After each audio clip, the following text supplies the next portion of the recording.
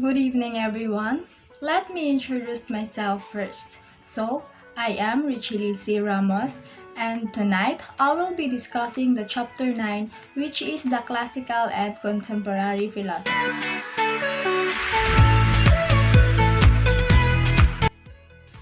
When we speak of philosophy, it is about the study of general and fundamental questions about existence, knowledge, values, reason, mind, and language. Those are the things that we are going to discuss for this lesson. We have various philosophers here together with their philosophy.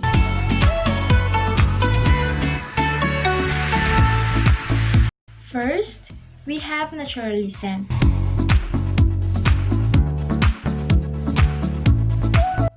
Naturalism is philosophy, a theory that relates scientific method to philosophy or everything are capable of being accounted with scientific explanation. It also asserts that there is no non-natural objects, processes, and causes. In other words, naturalism claims that all beings and events are natural. According to Thomas Hobbes, a contemporary naturalist, regard nature as a man. He sees it as a war of everyone against everyone. Thus, there is a competition between individuals aiming for honor and dignity. His joy is comparing himself with other men.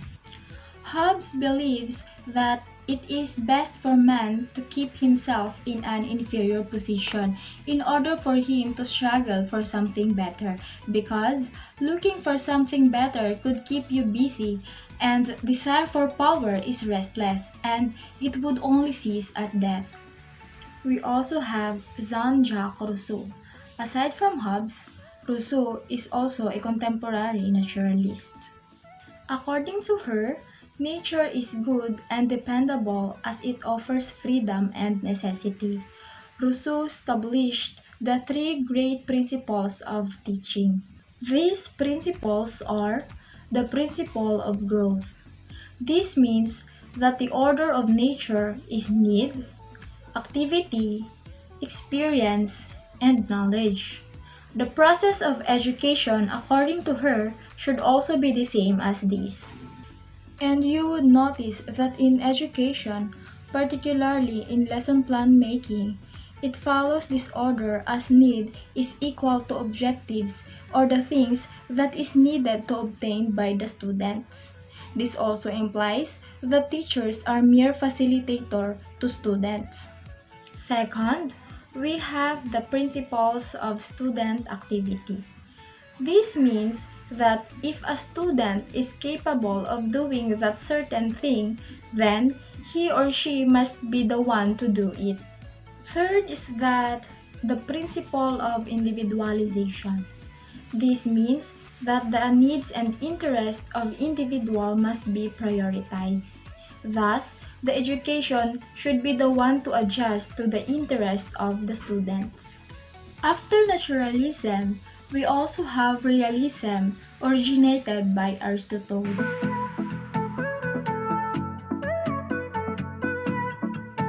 Well, from the word itself, realism is a philosophy that deals with reality.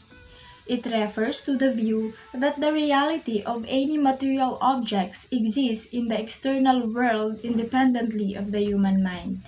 Thus, realism holds that what one perceives is real. Let's take this one as an example. The mango tree that I see with my naked eye is existing in concrete reality, and it's not just an abstract concept produced by the mind. Thus, the fact that the mango tree exists in the external world and has properties on its own, like hardness and thickness, therefore it is real. Realism also asserts that the world of things is far superior compared to world of ideas, because whether we see it or not, the world is physically there. This leads to idea that reality comes with matter and form. Aside from Aristotle, we have Saint Thomas Aquinas. who believes that matter was created by God as the primary substance where the other things from the universe originated. Sounds like an atom, right? We also have John Amos Comenius, a realist who compared the mind of a man to spherical mirror in a room which reflects every single thing around it. Mirror can see concrete things, that's why it stands as a human mind. And it is said to be passive since the mind does not reach out and embrace the world. Next realist is Rene Descartes, who believes that God is a perfect being, so he will never deceive the human. Thus, everything is real because of the goodness of the God. So, we could probably say that the trust of Rene towards God is huge. So, next is Baruch Spinoza.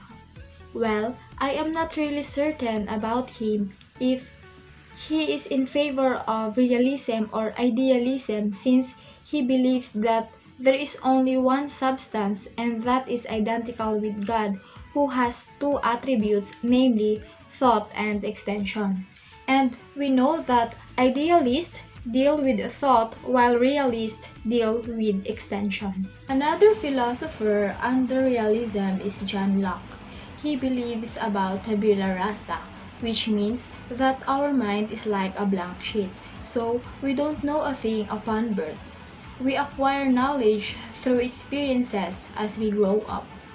Next on the list is Immanuel Kant, who proposed the concept of thing in itself, which believes that objects has nothing to do with our observation. Objects are not dependent on our perception because they have their own existence. Thus, the human mind and object are totally separated things to deal with. We might perceive a thing or person based on our cognitive capacity, but it doesn't define the whole thing itself in reality because it is said to be unknowable since we won't be able or we don't have the capacity to look deeper or look beyond what is in front of us. The third philosophy to discuss is idealism.